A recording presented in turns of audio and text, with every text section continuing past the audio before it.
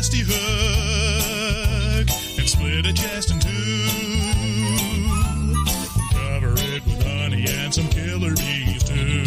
The Candyman. The Candyman can. Who appears in mirrors if you call his name 5 times to get revenge for being lynched by angry racist whites. The Candyman. The Candyman can. The Candyman can, 'cause he needs another victim, and you're looking pretty good. Hello and welcome to Horror Movie Talk. An opinionated and accidentally funny horror movie review show. Go, go, go, go, go, go, go, go, go.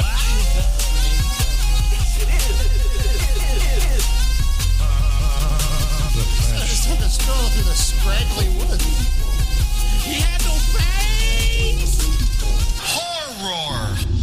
Sabrina, don't just stare at it, eat it. New theatrical releases always get priority. But we also review older horror movies, both good and horrible.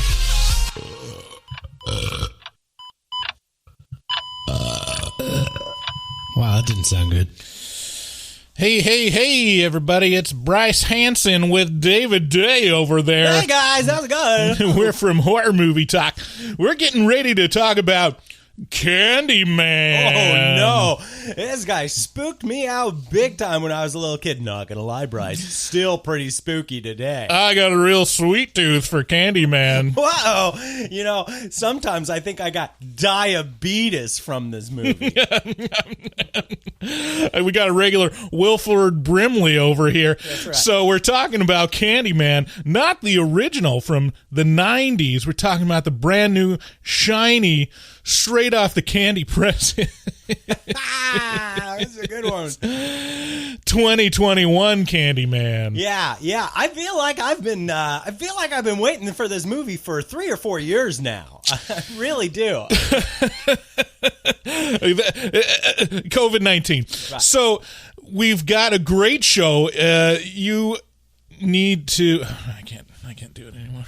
Okay, good. All right. So, cool thing you may not know is that we have the absolute best community of any horror podcast, or any podcast, really. Really, any podcast at all. They're going nuts over there with SS Experiment Camp 2. Yeah. What do you call it? What's the thing? Propaganda. It's got like 3 titles, too. It's very hard to even find it. Yeah, it's like Beast in Heat. Beast in Heat. So, SS Experiment Camp 2, and then also like SSEC2, SS Hell Camp, or something like that. Or anyway, if you guys don't know what we're talking about, head over to our Facebook group. There's a grassroots effort to get us to review a very bad exploitational movie from the 70s that has to do with a lot of rape, and not a big fan. Anyway, actually, they started a GoFundMe that has like $200 devoted to it. $260, I think. Yeah, right but now. it's in Canadian, so who knows how much that really is. So they're about the head of this movement to get us to review this terrible movie started a GoFundMe because there's a tier on our Patreon. One of those flappy-headed Canadians. There's a tier on our Patreon of the most ridiculously priced tier. Is the one where you can tell us what movie to review. Mm-hmm. Like, directly. Like, one person gets to tell us. It's expensive. And they're about a quarter of the way there. Yep. I'm not... Godspeed. Yeah. Godspeed. Hopefully they get what they want, and hopefully if they don't, he refunds the money of all those people who... Mm-hmm. Jeez. It's a dilly of a pickle. I hope they get their goal. How does GoFundMe work? Do you get the money if you reach your goal? No, I guess you don't. I don't know. I don't know how those sites I work. don't either. Anyway, so great show. New episodes every Wednesday. Leave us a voicemail, 682-253-4468. We post new episodes every Wednesday. Leave us a blah, blah, blah. Candyman. Okay. We need to say, because we need to explain this.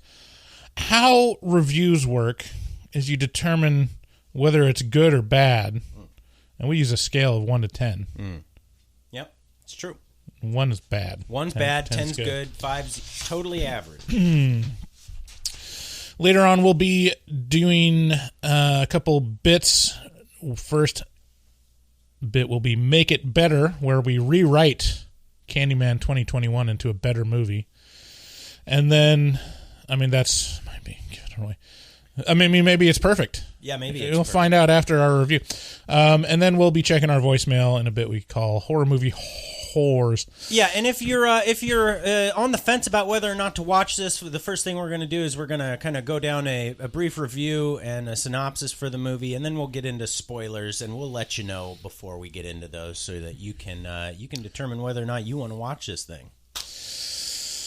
So we went and saw Candyman 2021, and it remolded the franchise into something fresh and new and boring. Candyman.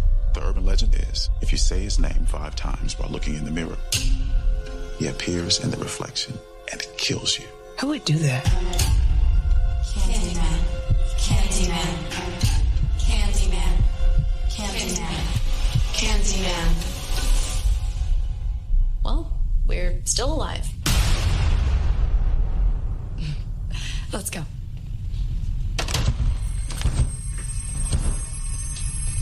Trina, you broke the door.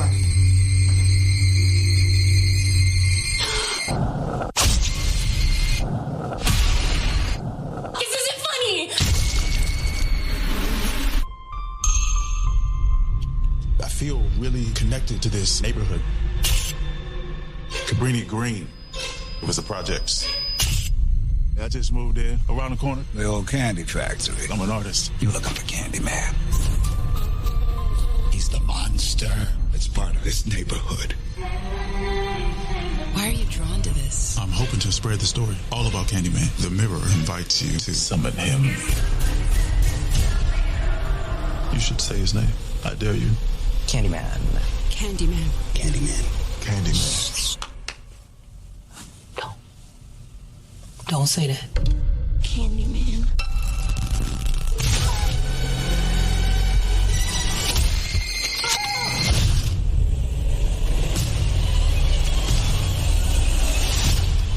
I think I made a mistake.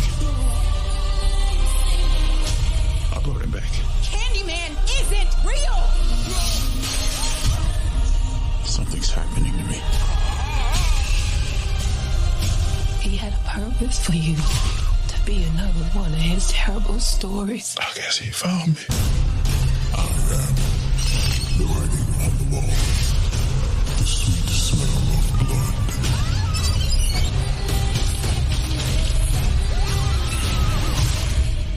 Be my victim. This isn't real. It's not real. Candyman.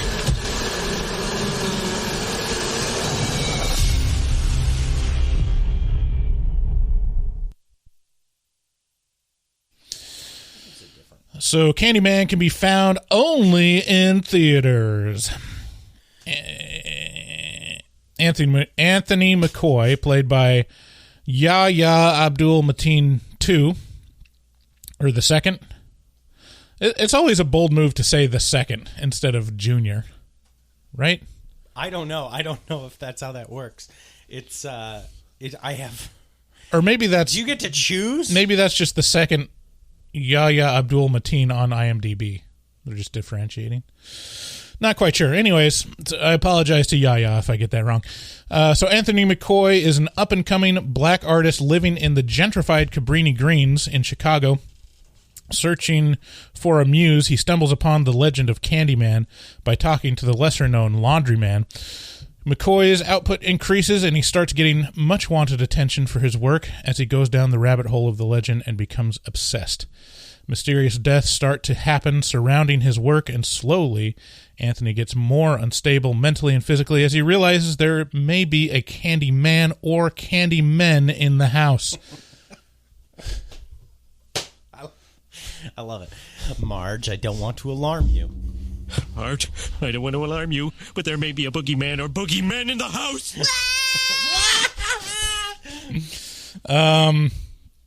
So that's the synopsis. My review is that Candyman 2021 lures you in with the sweet, sweet promise of reviving a seductive and unique horror villain icon and ends up remolding the legend of Candyman into a more generic set of boogeymen that fail to capture the imagination in the same way. Nia DaCosta attempts to expand the lore of Candyman by expanding the scope of his representation of historical and contemporary black trauma into an ambitious goal and unfortunately never quite hits home. I mean, speaking as a white man, cis white male, it just doesn't really resonate with me. But I might be wrong. I mean, I'd be surprised if people found this version more compelling than the original. Okay. There are problematic things about the original, but it's still more compelling to me. It's like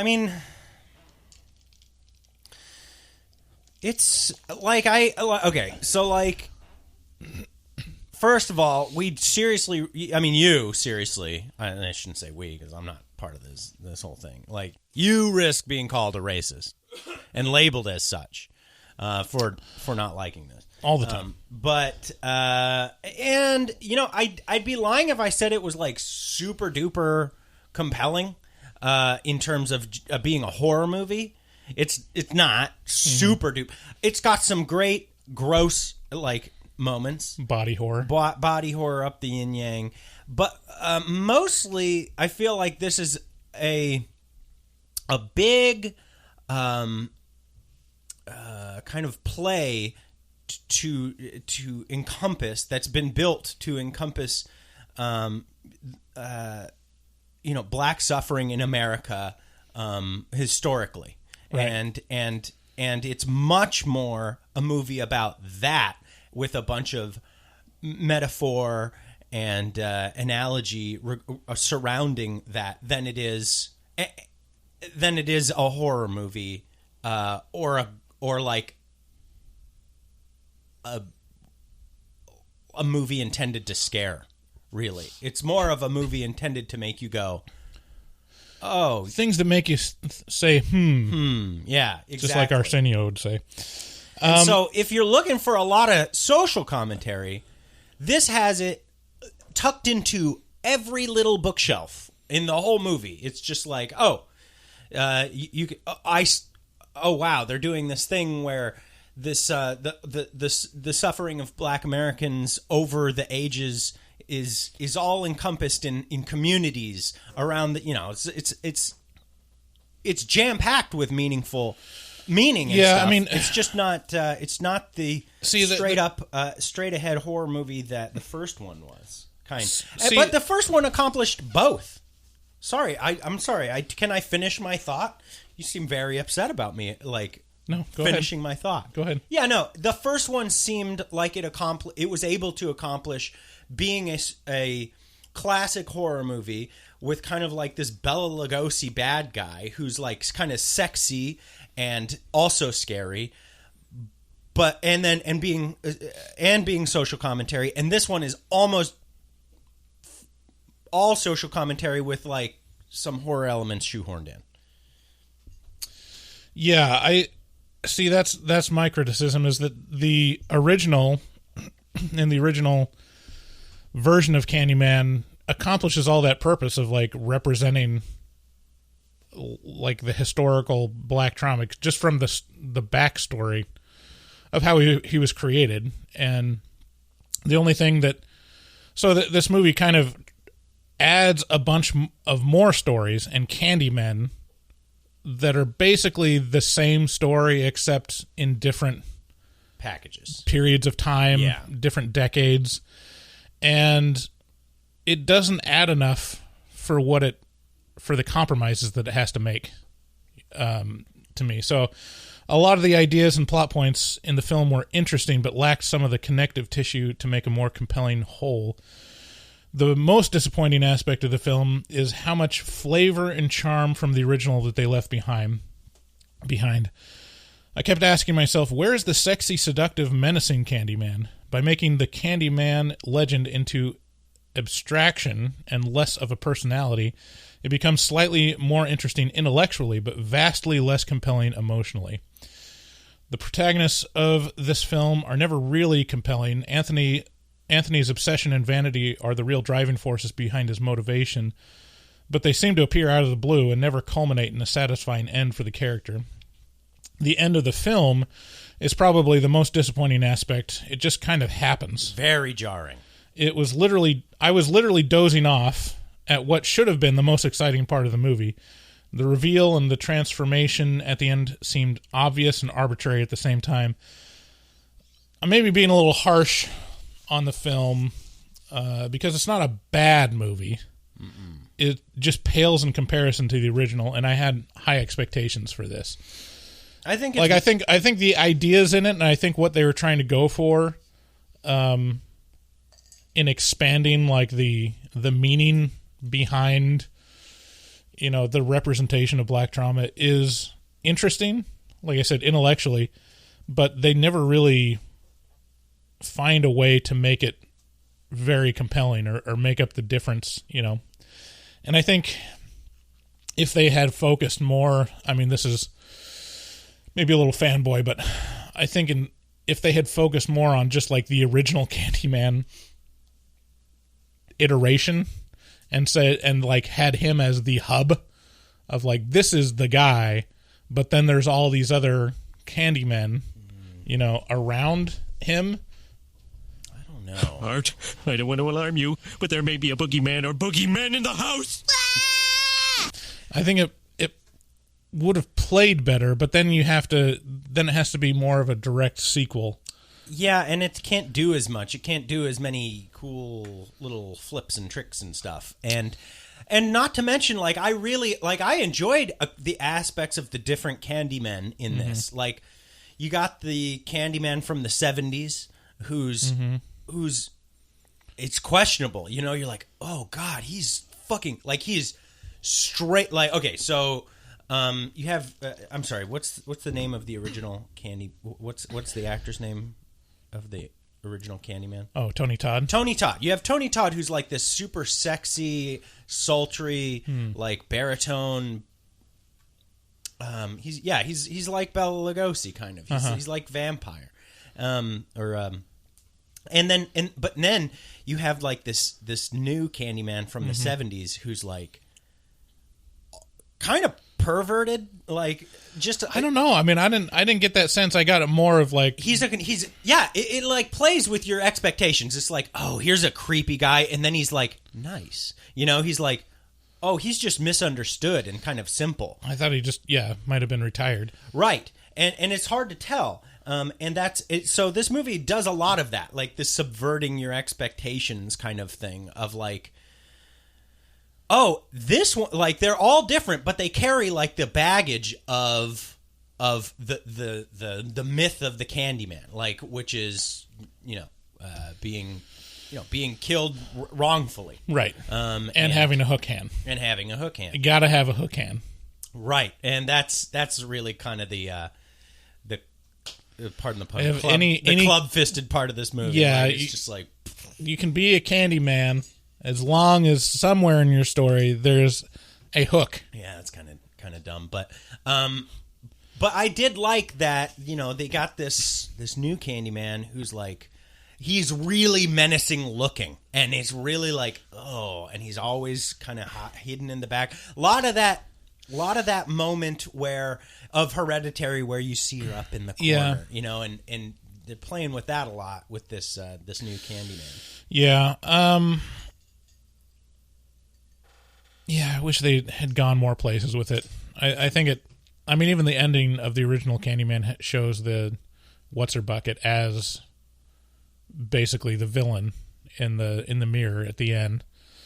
And so they could have made it not a Candyman that looks exactly like Tony Todd's Candyman, Oh, also, in addition to having to have a hook as a hand to become a Candyman, you also have to have a long fur-lined jacket. And candy. And candy. Right. Anyways, so I think this is a pretty average movie. I'd give it a 5 out of 10. So, wow, 5 out of 10, totally average, huh? Yeah. I think because it's kind of like the mid ground of there are some interesting things, and then there are some like things that fall really flat. Like it's not quite like it averages out. You know, this is a rare circumstance. I think everybody can agree when if you've heard any reviews from me, I'm always complaining about the length of movies being too long. And this is the first time that I'm going to say this should have been a half hour longer. I was really interested, and then the ending came, and I was just like gobsmacked. I was like, wait, what the fuck? Like, wait, like there was no lead up. It was just boom. Here's the ending. And while the very end was of the full transformation into was cool and was done really awesome and gave me chills, I felt like there was just a lot rushed in this movie, especially towards the end. That, boy, they just could have kept stringing me along, and I was wrapped. Like I was interested the whole way. This is a 7 for me. But it could have been an 8 or a 9. Definitely an 8 had they given it a half hour longer. I think it comes in at an hour and a half or so, and it's just not long enough. It felt very just cobbled on. It just felt just very rushed at the end. See, I could have done with it like 20 minutes shorter. Jesus. Personally. I don't know. Okay, so that's that. Before we get into spoilers, I got to tell you about our sweet, sweet candy-laden sponsors. There's nightchannels.com, which is your source for the coolest, most unique horror movie t-shirts and hoodies, as well as occult-themed, metal-themed, alternative music. Go check them out. And really all we have to ask you to do is browse, because you're going to find something that you want at nightchannels.com. Some of the horror t-shirts that they have a new one for Society, right? Yeah, this Society one has me being like, oh, damn, nobody's got a Society shirt. Like, for sure nobody has a Society shirt. And, I mean, I've bought several shirts for them. I've got what did I get? I got a witch shirt. You've got a Talking Heads. Talking Heads. I've got a Mayhem shirt. They got so many different, like, just niche stuff and that's the thing, stuff that nobody else has, and stuff that you've never seen before in prints that are deep cuts from movies, and pop culture, and all kinds of good stuff. So head on over there. Check them out. If you enter HMT at checkout, that gets you 13% off your order, and it helps us, and it helps them, and they're local to us, so we love them, and they've been a great sponsor for the show. So check out nightchannels.com. If you're listening to this commercial segment, you should know that you don't have to. If you go to Patreon and subscribe at a certain level, you get early access to our episodes as soon as we edit them, and we take out the ads just for you guys. Please go to patreon.com/horror movie talk and just also browse the different levels. We've got some great perks for patrons. We've got the Afterpod where we leave the mics running and just talk about our lives. So if you can't get enough of David and Bryce, that's where you get your fix. And we've got an entire year worth of Afterpods now? Oh my! It's like a year and a half. Yeah, it's a tremendous amount of Afterpods for you to catch up on. Yeah, if you like hearing about our lives or just hearing our friendship, there are some. There is a whole soap opera of bullshit, of fights and family drama and tears and happiness and laughter. So coming. Yeah, the Afterpod is definitely the sweet spot. But we also have a bunch of reviews that you can't listen to on the normal podcast feed over there. So most recently we reviewed Ghoulies, so check that out. We also have a shop where we sell our logo tees and stickers. Go to horrormovietalk.com/shop. Also, we would be remiss if we didn't mention our resident artist, Dustin Goebel. He's a professional artist who fucks hard. He also takes commissions for artwork from HMT fans. Contact him on Instagram at dgoebel00. That's at DGOEBEL00. And make your artistic dreams come true. That's on Instagram. That's on Instagram. Yeah, I said that. Okay. Also, he's on Twitch, and he's been streaming when he draws our artwork. Yeah, it's great. Which is really interesting. So subscribe to him on Twitch, and you'll get the notification. Usually he's like doing it Tuesday night. Yeah, and if you get on there, if you get on there and start chatting him up, you can be like, can you just real quick, can you draw a rocket ship with titties on it? And he'll be like, and then he'll draw you a quick rocket ship with titties on it, and it's like, oh yeah. If you don't want to get a hold of the show, you can call us at 682-253-4468. You can let us know your opinions or ask questions or rail us for not reviewing SS Experiment Camp 2 yet. Thanks again. Please rail us, please. Yeah, rail us real good, real deep. Thanks again for listening. Let's get into spoilers.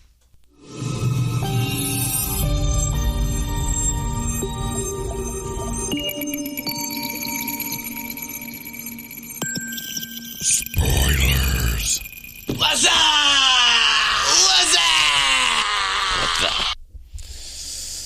So, yeah, as I was writing down beats, like... You wrote nothing down. I wrote almost nothing down.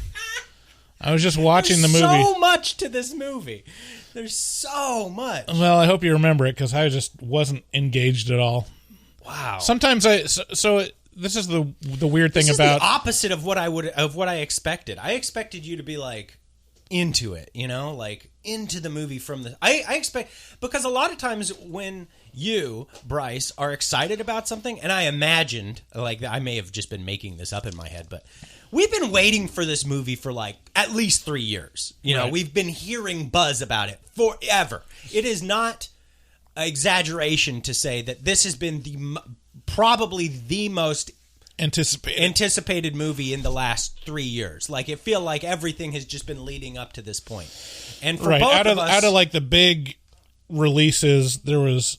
Conjuring 3, there was A Quiet Place 2, and then there was Candyman. And Candyman was the one that seemed most exciting, because the others were like just sequels. Yeah. You know what you were going to get.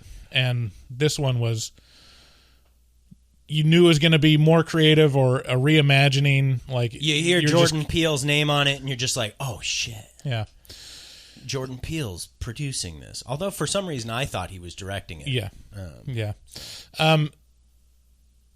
Yeah, I mean, so I had high expectations, and that's usually a bad sign, or that's a bad recipe for enjoyment for me. Mm-hmm. Like, if I have high expectations and it doesn't, like, meet them or exceed them, it's like, so just disappointing. So so here's the next question regarding that, because this has proven to be true over and over again, that thing that you just said about having high expectations, and it just tends to fuck up. But I don't know, I mean, even on this one, I tempered my expectations because I honestly didn't think the trailer looked that good. Now hang on.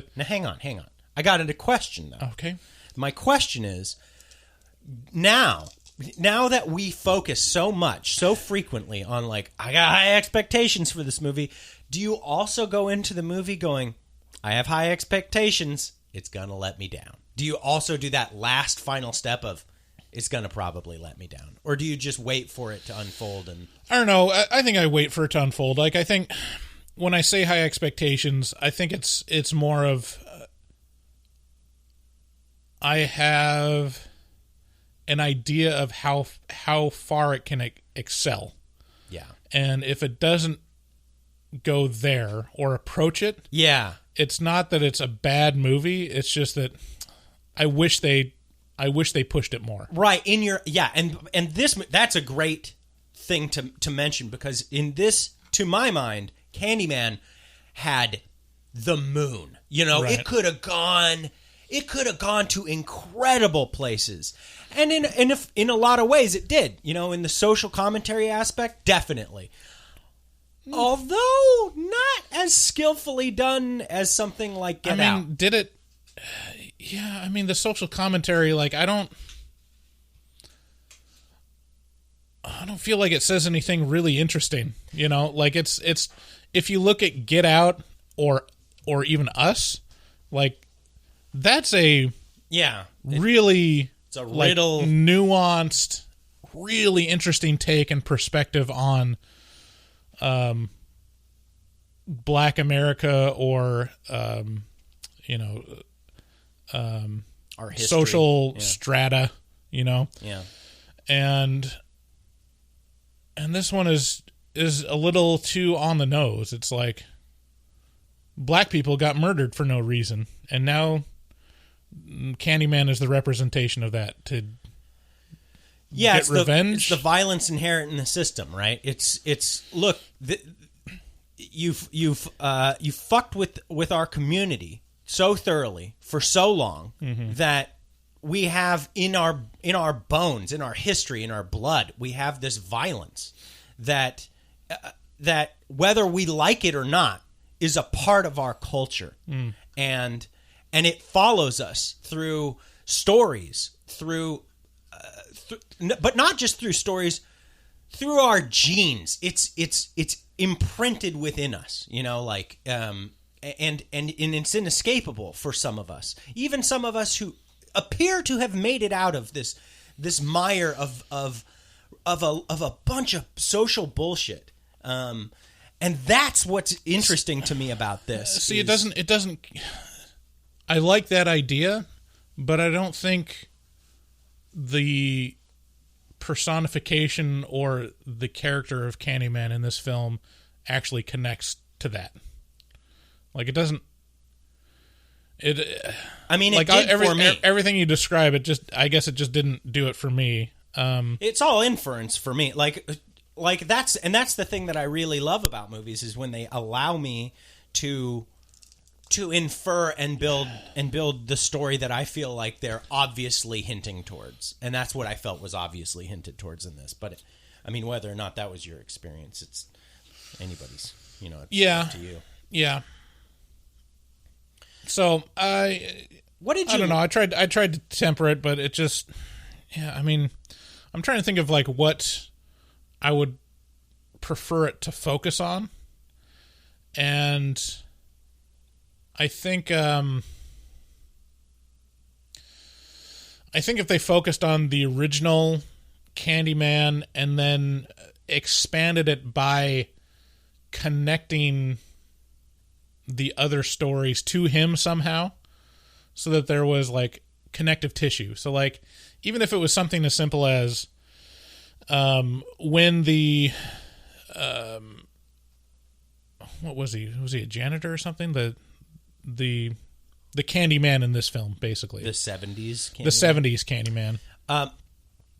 Yeah, he might have been a janitor. I'm not super anyways, clear. like that guy, like, it tells the story. That's like the opening of the film is the perspective of this kid doing laundry, and then he stares into the chasm of this projects, and a Candyman steps out, and with candy in his hand and a hook in the other, and offers him candy. And there's a story that some people got killed, there was like candy with razor blades in it.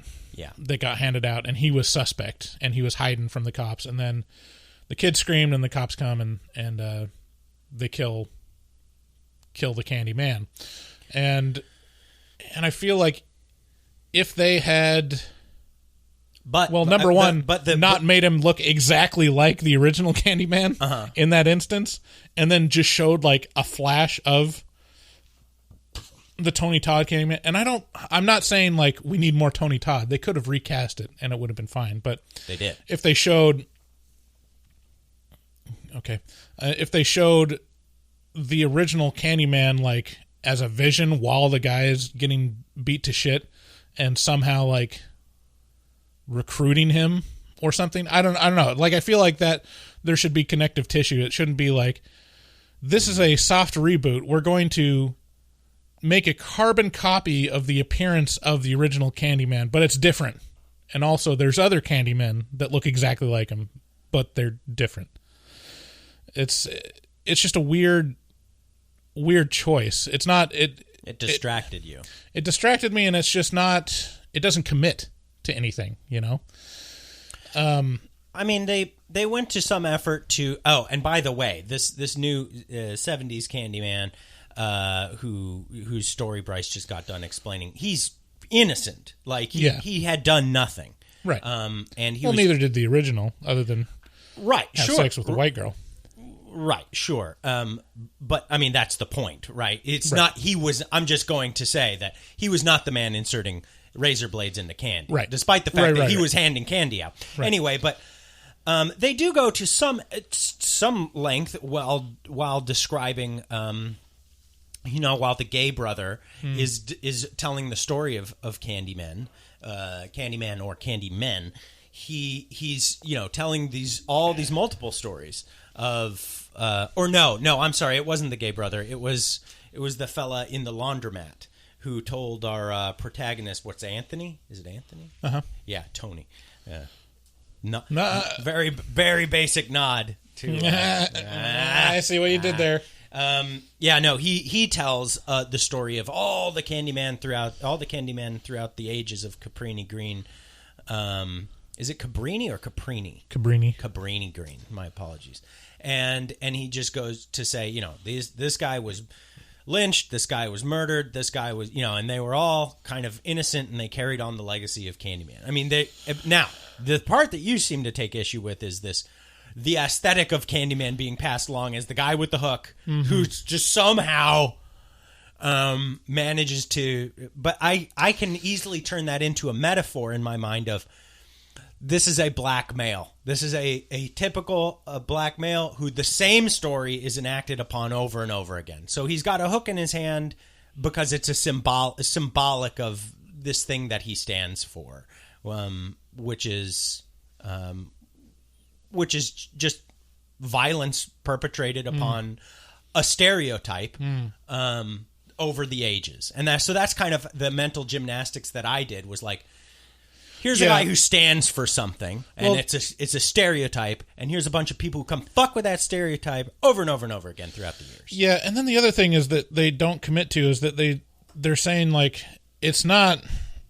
They're like, Art, I don't want to alarm you, but there may be a boogeyman or boogeymen in the house. So they're like saying that it's not just one Candyman. It's a whole hive, as the guy says in the trailer. How many did you see on screen? Right, but I think, and again, this is another place where I inferred, like, analogy, which is like, Candyman isn't Candyman; it's the black experience throughout the ages. Right, but I mean, throughout the film, it's basically that 70s Candyman that you see in every appearance of a Candyman. Right, because he's the last one. He's. I guess, but then the only other Candyman is at the very end, spoiler, Tony Todd's Candyman shows up. Mm-hmm.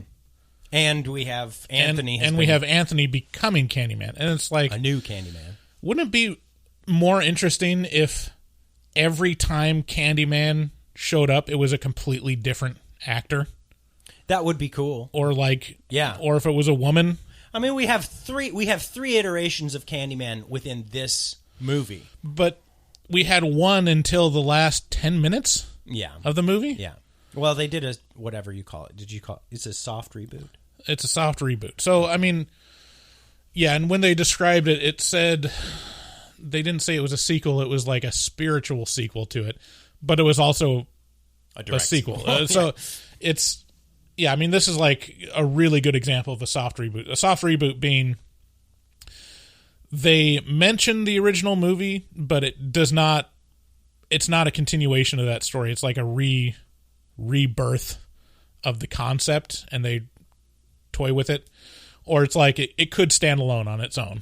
You know, yeah, it doesn't can need- stand alone on its own because it goes into such great detail on Right. explaining the first one. Yeah, thanks for explaining It's that to me.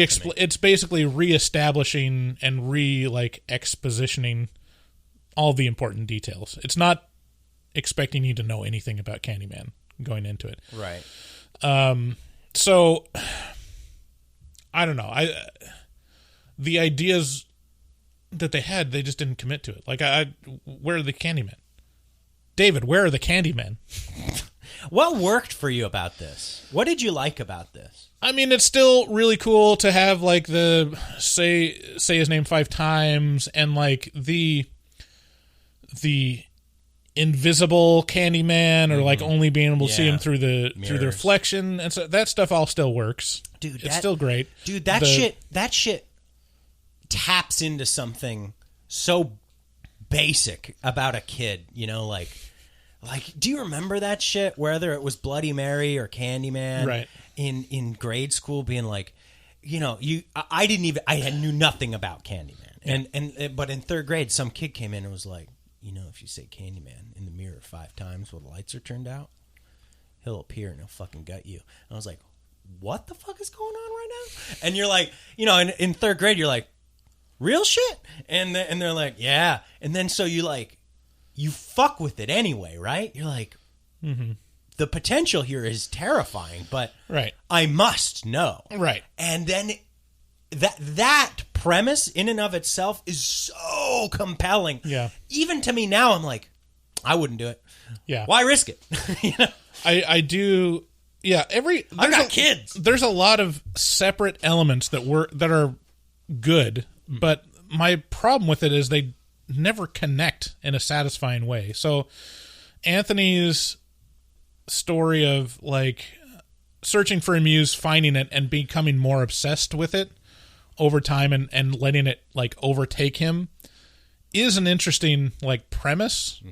And like the bee sting, where it kind of progressively turns into this body horror thing, super interesting, is interesting. Yeah. And then what else? Like the elements of the original of basically Candyman only really has power if people are afraid of him. So that's how he kind of reappears. That's interesting. So a lot of these things are good on their own, but they're not cohesive. They don't attach because it feels very arbitrary. Like the whole element of the bee sting and the body horror, it's very arbitrary. It doesn't really matter. Like there's no point to it.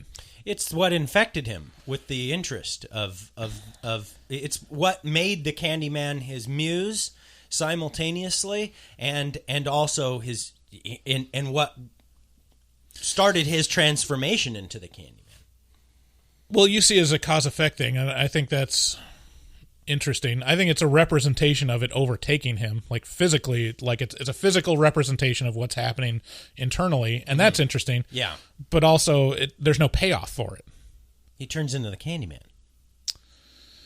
Yeah, but like that's one of my problems with the ending is that I'm expecting it to be like a Cocoon kind of situation, or where it's like, I don't know. This is I've never seen him actually transforming into the Candyman, or transforming himself.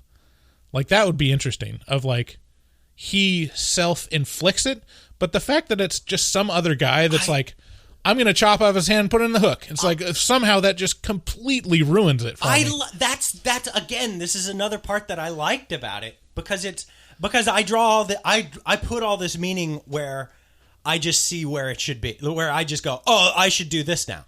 And so what I did with that, when this laundromat guy is like, I'm on some other shit now, huh? Like, oh, this is the church where I was born and baptized. Mm-hmm. I guess I'm on some new shit now, huh?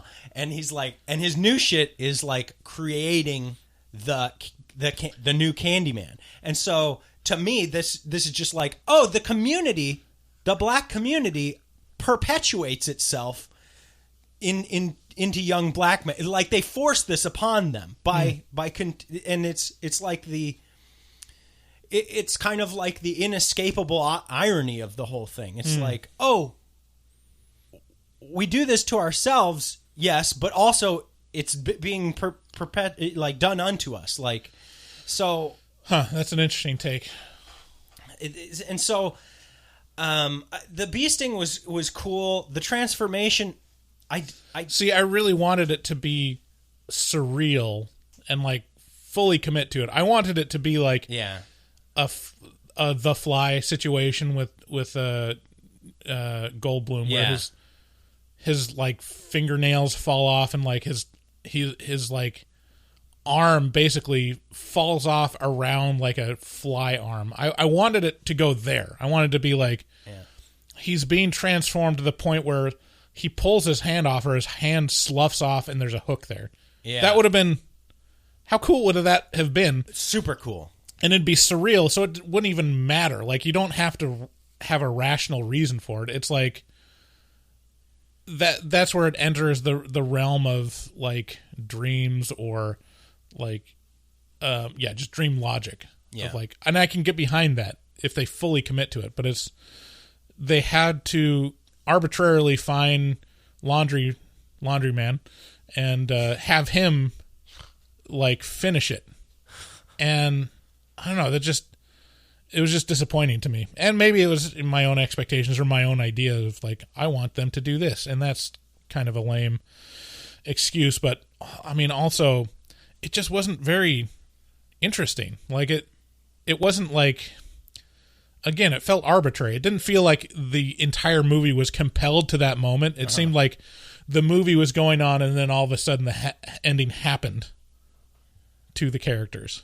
Yeah. And I don't know. The things that I liked about this, I really enjoyed the aesthetic. Like, I liked the focus on all these colors. I really enjoyed the irony, the juxtapositional irony of like that we have our black protagonists who are also very well to do. Mm-hmm. Like they are.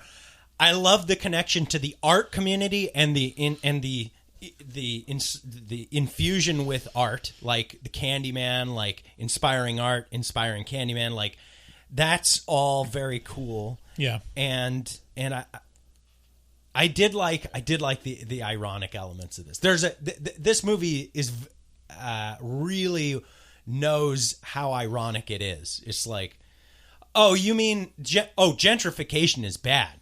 Oh, you mean the gentrification that we are currently doing right now, us? Yeah. And it's like, oh yeah. When it's you who's committing it, suddenly it's like, oh, let's not talk about this so much. I mean, there's gentrification was a theme in it where they really kind of talked about it a lot as a theme, because it's based in Cabrini Greens, and which is, if you don't know, basically a series of projects in Chicago that historically was very violent and crime ridden, and that's where the original story was based. And it's been a decade since those have been torn down and replaced with, kind of luxury high-rise condos kind of situation. And it's talked about how basically how gentrification happens is one of the really common trajectories is rundown, like low-cost living arrangements, and that attracts artists because artists don't want to have a day job, and they need cheap rent and cheap space to do their art. And then all of a sudden, when you have like a really artistic neighborhood, it gets very interesting because it has its own culture and its own feel, and has like its own magnetism. It draws you in with the interesting and beautiful art. Yeah, and this is true of anywhere. I mean, you look at Portland. Oh my God, the Pearl District. Portland itself, just Portland, right, is a lot. But I mean, I think every metro area has this place where I think like New York, basically the entire island of Manhattan, where it used to be like some places where like, oh, that's the industrial area, or like historically, like that's like kind of the bohemian area. It's all gentrified now. Like all of those are like, it doesn't have the character that it used to, but it has like people still attribute the historical character to it. And so in Portland, like the Pearl District, you know, it used to be kind of a industrial area, and you know, that's where the art scene kind of got created around Portland, and there was like art crawls and stuff. And now it's all luxury condo high rises, big old office buildings, and it's like you can set your watch to the way this works. It's so interesting.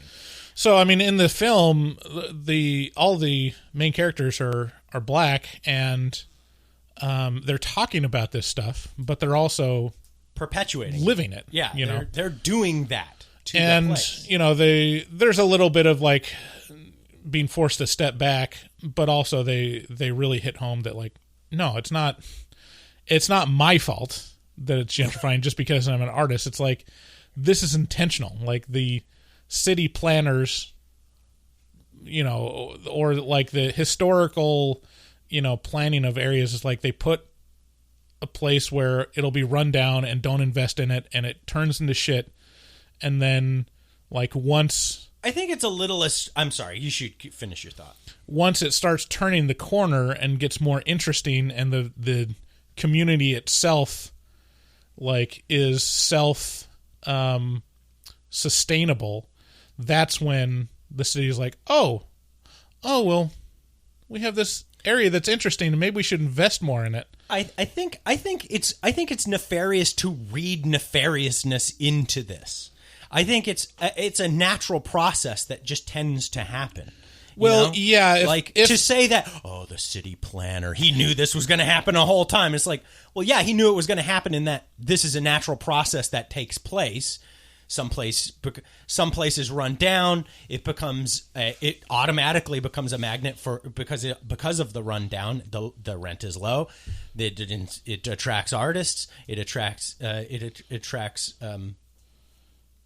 cultures that are less upwardly mobile, and then they make it nice, make it interesting, and now the low cost begins to rise because now it's a more, and I think that happens more naturally than with some evil city planner who's like, ooh, yeah, I'm going to do this to this place. Yeah, see, I used to think that too, and it's easy to see like, okay, there's this aspect of white flight in urban areas of like, or suburban areas where, okay, this used to be, the 1950s. It's very interesting because I lived in Dallas for a couple of years, and this was very like, these are very, very broad strokes, but you look at these concentric circles around the downtown Dallas, and you see the areas that used to be white historically would get run down and cheaper, and then like the black families would move into these places, and then like once they were like basically run down, and so they continue to be crappy and get run down more in these areas of the city.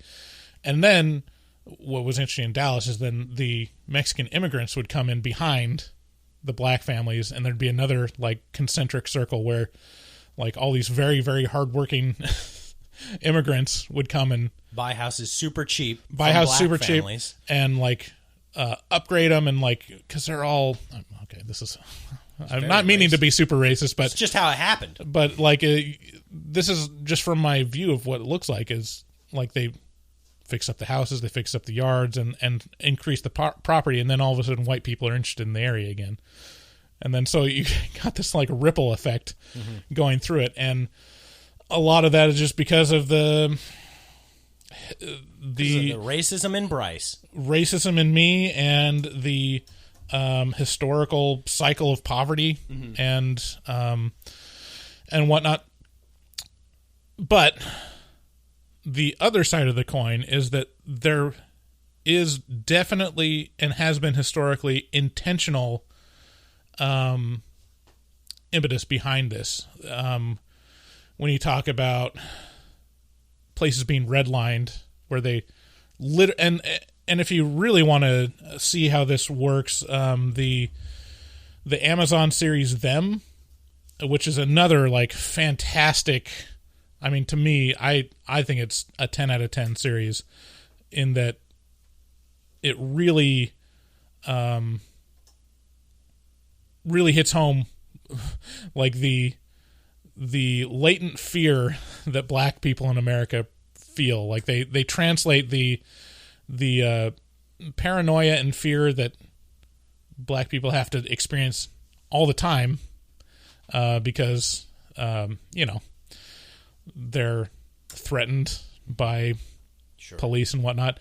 And they like translate that into like a horror story, which is very interesting. But in that series, they really explain in them they explain how it's a combination of bankers and city planners and just these areas where they decide, okay, these are the red line districts. These are where like we're not going to invest in the community, and the bankers are going to say like, well, we can charge way more interest to these black families because what are they going to do? Like they have nowhere else to go. Literally, they can't. Black people couldn't get mortgages, or what they could only get like leases at exorbitant amounts. So historically, it may have been more more nefarious, right? It's like codified in law that some of this stuff, and so a lot of that stuff hasn't been weeded out, and a lot of that stuff is just the results of that, the effects of that, because it's not been that long, it's been a couple generations, and the effect of not being able to accumulate the same amount of wealth 3 generations ago still has a huge impact today. You know? Anyway, so that was an interesting aspect. It was almost like they were forced to talk about that since it was based in Cabrini Green, and it's not like a ghetto anymore. Yeah, Cabrini Green, the ghetto was, or the projects were closed in 2011. So this is actually accurate. And some of the questions I had, so I've got some bullet points here that we can talk about. So it starts in 1977, and Cabrini Green is super run down. Was it ever not run down? I feel like those projects were probably built in the 60s and 70s, and already it was like it looked exactly the same as it did in the 90s in the original film, just like broken down walls and like chain link fence everywhere. I mean, it would have been interesting to see it like new. I have no experience with projects specifically, but I do have experience with Section 8 housing, and there's this weird like rule of thumb with Section 8, which is this is property that's funded by the state, that gets a lot of funding from the state, it gets a lot of help from the state, and therefore you can always expect a certain level of upkeep, and but also like no frills, no frills, and then right under the rug, there are cracks, and it's things are just quietly falling apart and being fixed as they break. Right. And so this felt like very like Section 8-ish. Yeah. And that's the only experience I have with this kind of thing. So I can't make much more comment. Talked about the bee sting. Vanessa Williams is again in this movie. She was in the original Candyman, and she's in this because it's revealed that Anthony is actually the baby from the end of Candyman, or the baby that gets kidnapped basically by Candyman in the original. And the mother of that back then was Vanessa Williams, and she's the mother here. Speaking of being racist, I was like, I almost couldn't recognize her because I have this picture of Vanessa Williams in my head from 90s music videos. It's a different Vanessa Williams. Is it? Yeah. Vanessa Estelle Williams is who starred in this movie. Right. We were talking about this before the show started, and you're like, that's Vanessa Williams. I was like, what? And then I started looking into it because I was just like, no, it is not. Like, No, it is not. And it's not. It's just another woman with the name Vanessa Williams. Gorgeous. His mom is Vanessa Williams. Okay, good. And I felt like I was taking crazy pills. I was like, how is that the same person? Right. And it's not. It's okay. not. Because Vanessa Williams is also an actress. Right. Yeah.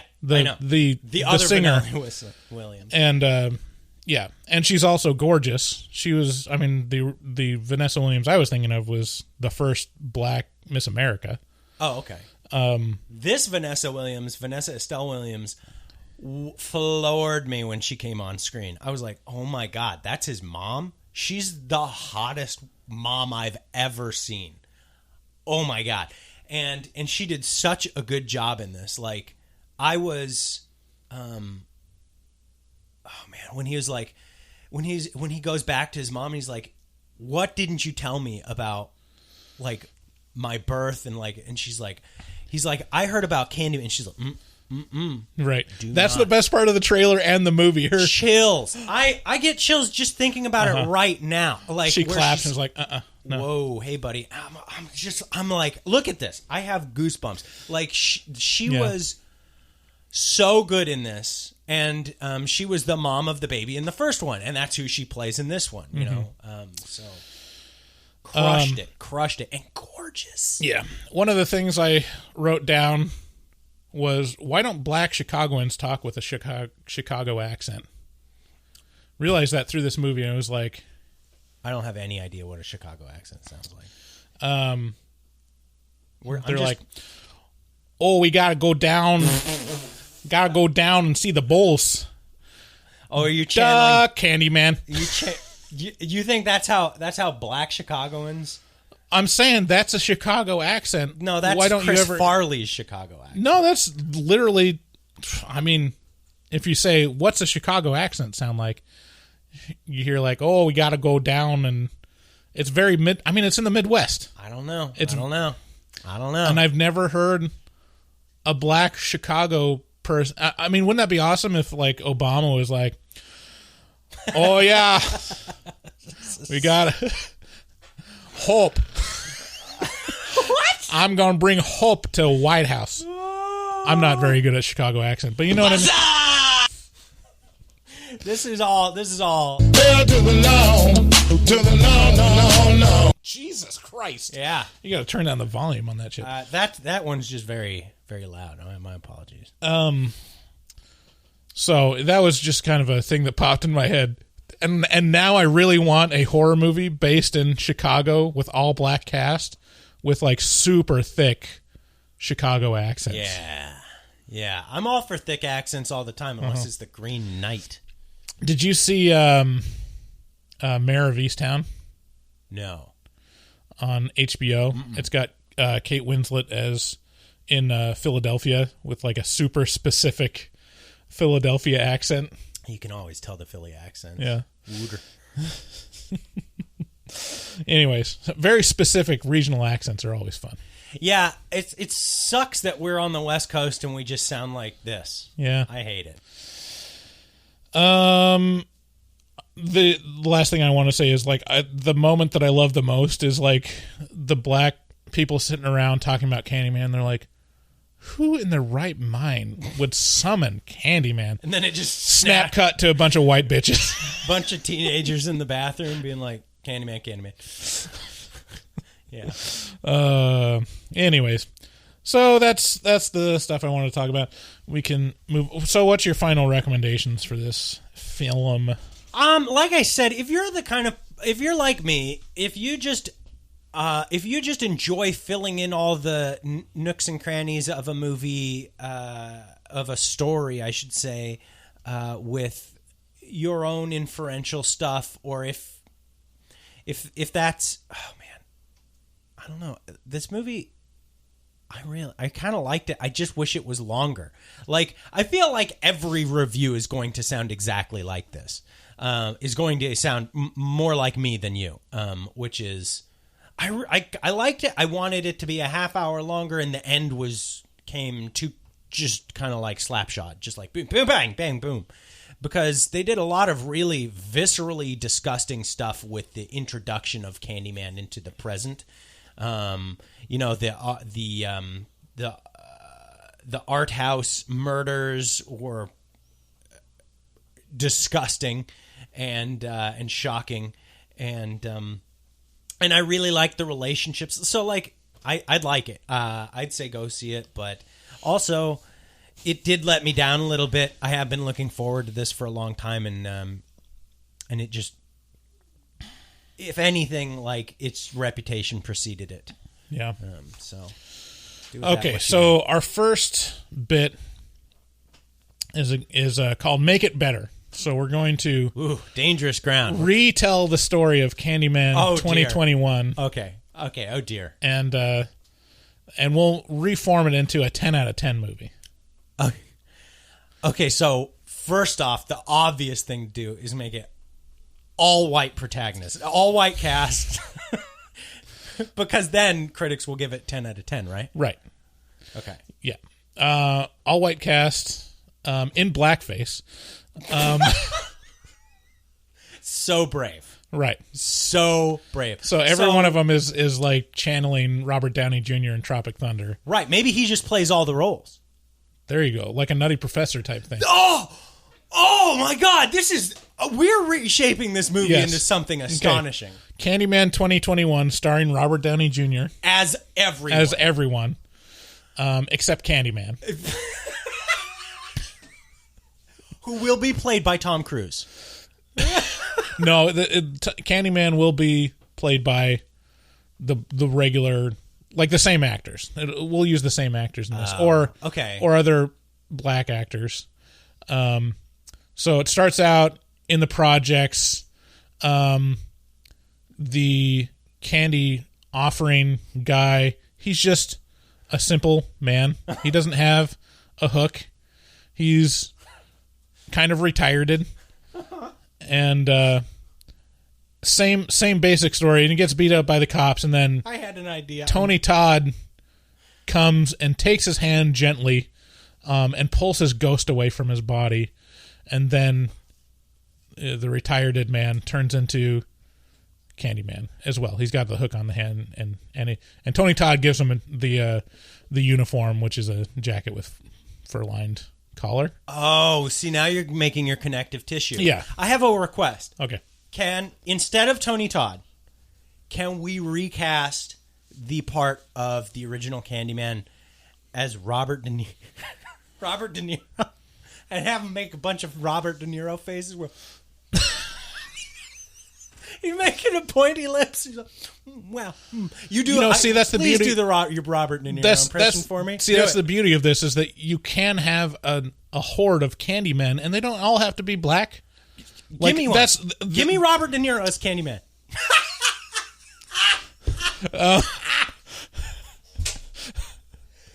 Sorry, let me redo that. Got a little hook finger.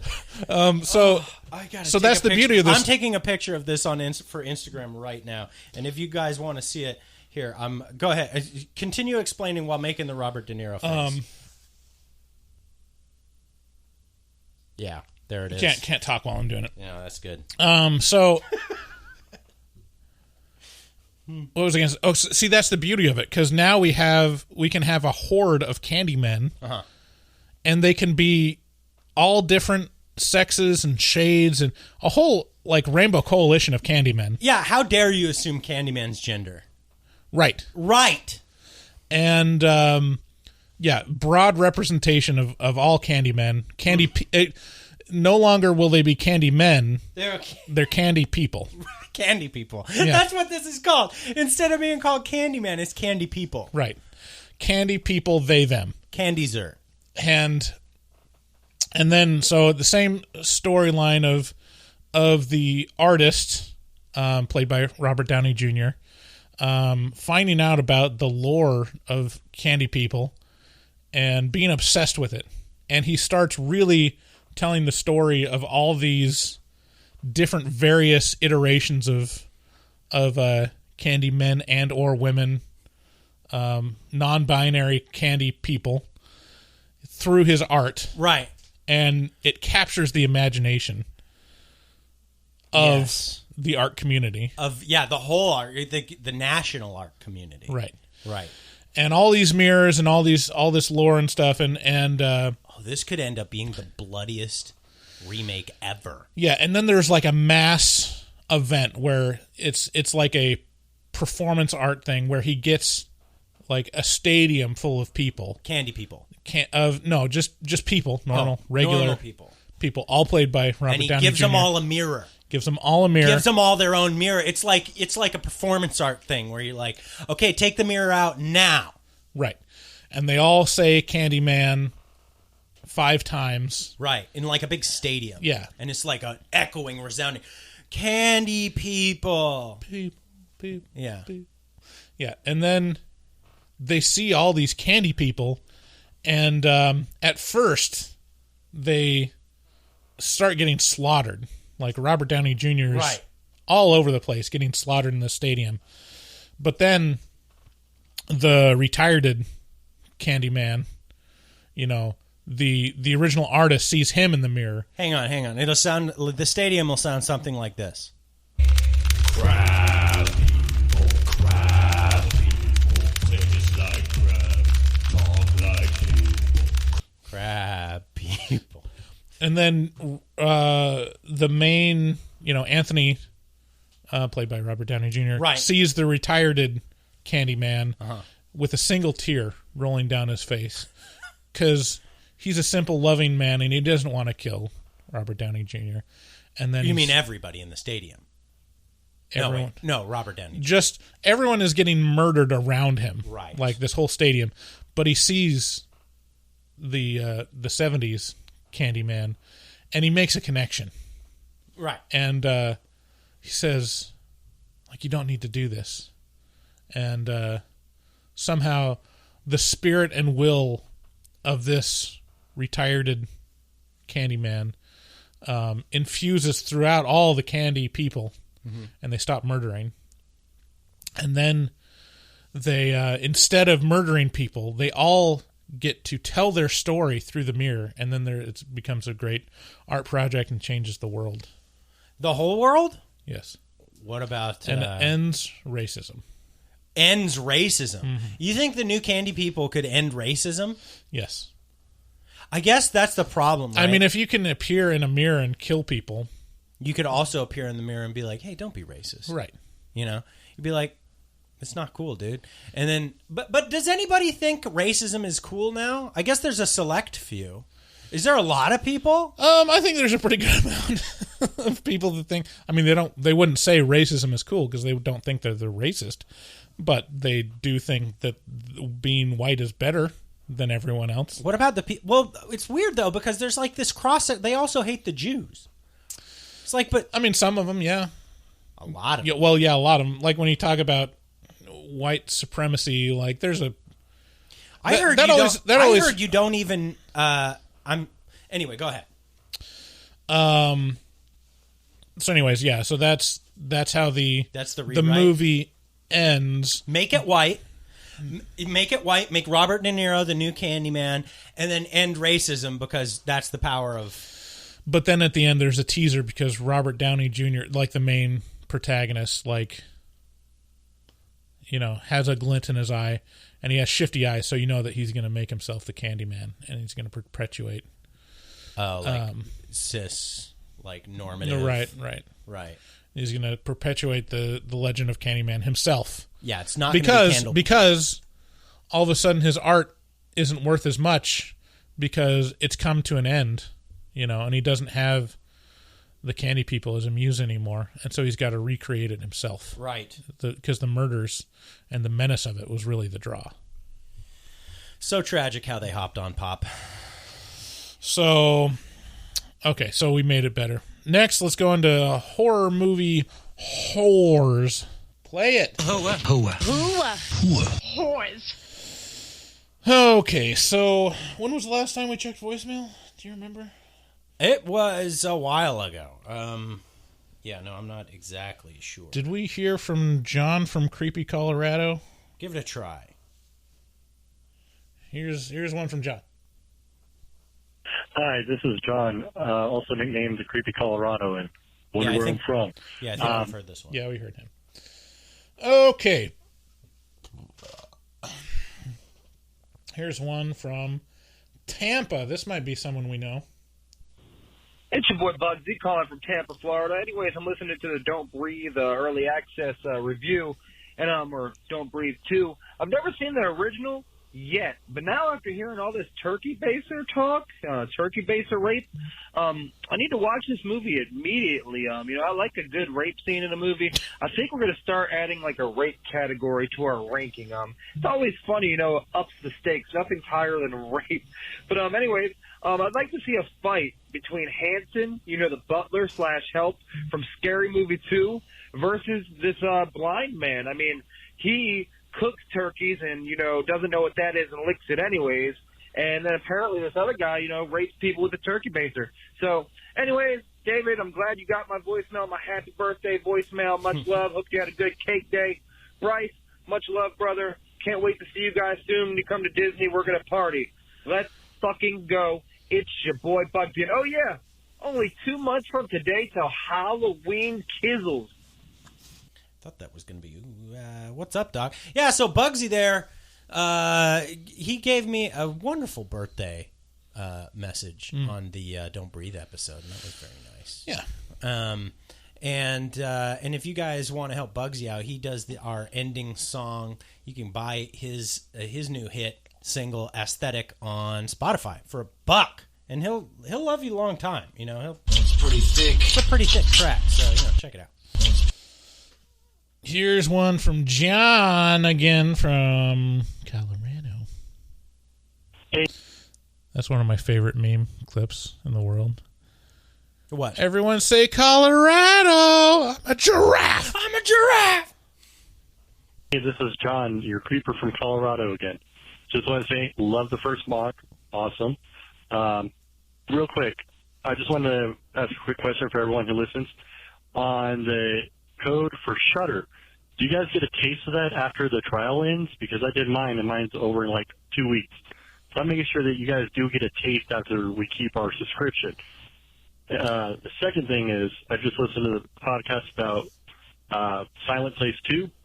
I think it would have worked a lot better, personal thing, see if you agree with me, if the people that were stealing the daughter were somehow related to the intruders in the first one, trying to get their niece or whatever back from him and show that he's actually legit a terrible person and did worse stuff. I think that would have worked better, but that's just my opinion. Wondering your guys' thoughts. Again, love today's podcast. Awesome. You guys have a lovely weekend, all right? Catch you next week. Yeah, I see you trying to put this together in your head as well. I can't remember intruders in the first one. Intruders in the first Quiet Place. Yeah, he said the intruders in the Quiet Place 2 would have been better if they had been the same intruders from the Quiet Place, or the kidnappers from the Quiet Place 2 would have been. It would have been better if they had been the intruders from the first one. But yeah, I'm going to be honest with you. I don't remember that. I can't remember that. So I can't. I'm sure it's a good idea. I just can't remember. I can't put it all together right now. I'm in a lot of movies. We watched 2 movies. We also watched Willow Creek, which we will be reviewing and holding in the bag for later. But to answer your first question, if you sign up for Shudder using code HMT at checkout, that does get you 30-day free trial instead of that stupid fucking 7-day free trial. And if you continue to pay for it, they continue to sponsor the show. So yeah, we do get a taste of it in the fact that insofar as they continue to be a sponsor. So. Yeah, we don't get any kickback from Shudder. Like there's no nothing additional profit sharing. It's literally they are a sponsor. They pay us to advertise them, and as long as it's profitable for them, they'll probably keep advertising with us. Yeah, and in order for it to be profitable, you got to pay for it. So. Yeah, so if you want to support the show directly, the best way to do it is through Patreon. Yeah, like that's. But supporting our sponsors, it gets you great content, great shirts, right. all that kind of stuff, right. and they support the show as well. Right. So. Thanks, John. Okay, here is another one from Tiana. What's up, HMT? It's Tiana calling from Nevada. Heard that my voicemail was on the old podcast, which was super awesome. And to answer your question, Bryce, no. Unfortunately, I do not know your aunt who taught at Star Valley. I'm actually from Casper, Wyoming, and I moved out here to Nevada to finish my college education and get my bachelor's degree. So when I told you guys that I've been mentioning all of my podcasts or recommending your guys' podcast to my friends in Wyoming, that's because that's where all my friends are. That's where I'm from. Just wanted to ask you guys a quick question. If you had to choose so far for, I guess, the movies you've seen in theaters this year, which has obviously been kind of limited because of the pandemic, which one is your favorite so far and why? All right, guys, keep up the good work. I'm going to keep listening. And can someone please explain to me on the Facebook group what SS Experiment Camp 2 is or whatever? I saw the first one or, read about it, but I cannot find the second one. So I don't know if I'm just a retired person or what's happening. But, all right, much love. Peace out. Thanks, Tiana. Yeah, so... First of all, I was confused by the old podcast, and I was like, "This is the only podcast we had." That was the old. The one on old, right? So, thank you so much for sharing the podcast with your friends. First of all, and then the question is, what is the best in theater movie that we've seen this year?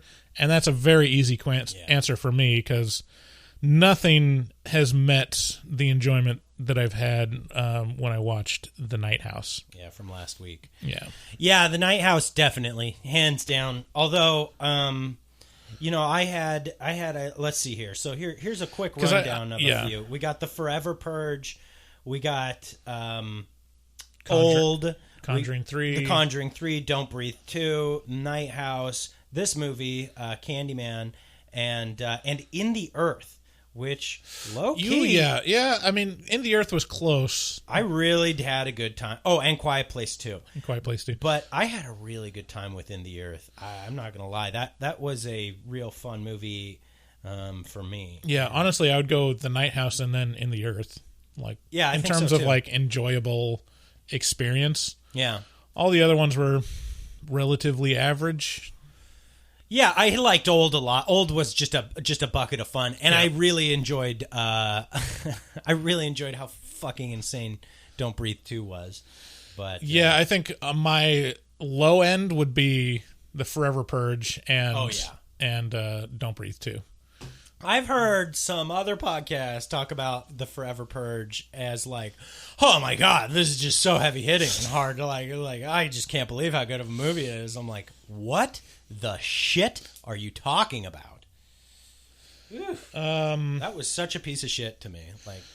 And then our second question about SS Experiment Camp 2. Oh, yeah. So we talked about this already, but basically there's a grassroots effort to get us to review this terrible, awful movie.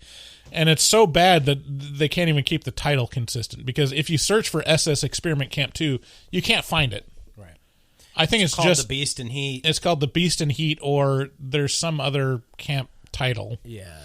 But I don't know if that's whether that's because Michael, he's Canadian, got it wrong, has been saying the wrong title the entire time. No. SS Experiment. It's just one of these things where I'm sure it was released as what, in one country as one thing and in another country as another thing. Right. Okay. Speaking of Michael. Hey, thanks for your call, Tiana. Last voicemail. This is Michael. When y'all think of horror movies, what are your top 3 icons? Bye. Top 3 icons. That's a good question. I mean, top 3. I mean, icons. It's pretty easy. I think of the slashers. I mean, I have the icons for me are the main movies that I would think of of enjoyable horror, but they're not icons. I think Dracula is sits on the top of the heap. I think obviously you got Freddy, Jason, and Michael, and Leatherface. But I do think like Frankenstein and Dracula deserve universal horrors. Yeah. Yeah, I mean, I would go with. I mean, when you're talking about the horror genre, I feel like the '80s icons are the ones that get most attention. Okay, those. If you're gonna get a tattoo, like a horror movie tattoo, most likely you're gonna get like Jason, Mike Myers, or Freddy. Right. I'm gonna go ahead and I'm gonna solidify my top 3. Okay, we got Candyman. Okay. Candyman. And The Beast in Heat. Okay. Thank you. Yeah. All right, and that was horror movie. Whores. Thanks. Yeah. Thanks again for listening. Special thanks to our new patrons, Mandy B and Lols. But also, shut up, Bryce, because we have a just minutes ago new patron. Really? Wow. Michelle S. Thank you so much for becoming a new patron. I'll hit you up here in a minute, Michelle. Please be like Tiana and share the podcast with your friends. That's really the best way that we grow, is organically. We're up to 90 patrons, Bryce. You know what that means? 10 away. 10 away. If we get 100 patrons, all you got to do is pledge $1 and you become a patron. If they got 100, oh no. If we get 100 patrons, then we will release a riff tracks style commentary track for a movie of our choosing. Well, not of our choosing. It'll be voted on by the patrons. Is what we said. And all of a sudden, oh no, oh no, there's a loophole, some sort of poop hole loophole developing. Let's not connect those. We'd need 100 patrons. It's not even. Yeah. Where are you gonna? Okay. So thanks everyone. Go to horrormovietalk.com to find links to all the things that are important. Also, we don't mention it a lot in the beginning anymore, but if you're going to buy anything on Amazon, go to horrormovietalk.com and then click on the Amazon buy on Amazon button in the header of the site, and then we get a little taste of that. So we'll see you next time on the Flippity Flop. Flip flop. Bye-bye. Bye. We love you. Looking for a podcast full of burps and gas, perverted cast, skinny and fat? Look no further. Horror Movie Talk is accidentally funny, begs to donate money, fake sponsors for dummies, and so much more. New episodes every hump day. They'll pickle your dickle for foreplay. Patreon members have it your way. Vote for a movie every month for the review. Choppa choppa, don't just stare at it, eat it like a taco. Put your tongue through the phone, hoodie, Picasso. Look at them hot kids, swear not a pedo. Got me too'd with Cosby eating jello. Pudding Pops done gave Bryce flatulence. Train addict Dave doesn't give a shit. 1 through 10, is it horrible or excellent? Oil me up, daddy, is dinner rumps. Pretend kiss, Bryce Hansen. Look at them hot kids, Chris Henson. Masturbate with a crucifix, exorcist. Face huggers, chest bursters, alien. Linda Blair peed on Sigourney Weaver. I know it's true cause it came from social media. Patrick Bateman can't understand you. Stab you to death for rotten apple reviews. Opinionated podcaster with a doctorate. Spookology, doctor of philosophy. Bad gastritis, need colostomy. Turn Patreons into human centipedes. David Doobie Day, scare him, no expert. And Global Fucks hard, professional sexpert. Afterpods, taglines, and porno flicks. American Psycho, them guys pretty sick. Choppa choppa, don't just stare at it, eat it like a taco. Put your tongue through the phone, hoodie, Picasso. Look at them hot kids, swear not a pedo. Got me too'd with Cosby eating jello. Pudding Pops done gave Bryce flatulence. Train addict Dave doesn't give a shit. 1 through 10, is it horrible or excellent? Oil me up, daddy, is dinner rumps. Nothing good happens in the woods. Always get more than you bargain for. Got a pickle to dickle, machines tickle bitties. Killer on the phone, ain't no Sharon Stone. Vancouver, Portland, Oregon, and organs. Corona, COVID, curse, Lorona, Green River Killer, because reasons, hallway of poop monster kids screaming, ain't your ordinary dingleberry itinerary, 30-day shutter and jump scares, ain't fucking scary, time for the spoilers with jokes and tropes, use their white socks to catch their loads, just show them one titty, pretty, paganism you should worship, they Teflon dicks, Pacific Northwest, let them see one breast, shifty eyes stay spooky, poor man's digress. Bugsy,